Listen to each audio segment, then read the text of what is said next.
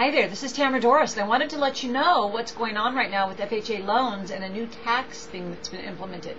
So the bottom line is this: if you're getting an FHA loan and you're not in escrow by October 4th, any transactions after that time period will have a new tax implemented.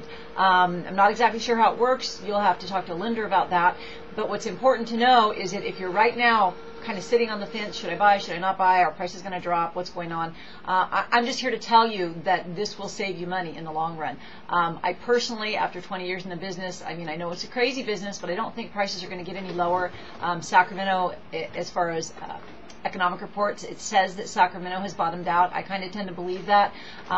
My tip would be not to go with a short sale if you're trying to beat that tax situation. Go ahead and look at REOs. Those are quick closes, or a traditional sale. Short sales could hold you up and you could lose out and not end up buying till after October. So if you're doing FHA financing, again, you want to get off the fence if you're thinking about buying a house. We've got a lot of inventory. Money's still cheap. Interest rates are still low. You can get into an FHA for about 4.5% down. That includes your closing costs. If you listen to the show today with Sherry Schmitz, then you would know that at www.inlovewithsacto.com. So here's what you do. You want to go onto the Home Search website at www.buyinsacto.com, and you can find out what you're qualified for, because Sherry goes on that site and she can tell you what you're qualified for. If you're ready for your letter of pre-approval, you can search all of Sacramento, El Dorado, Placer counties, wherever your little heart desires. Let's get you into a home so you can avoid that tax penalty. Okay? Have a great day for today. Bye-bye.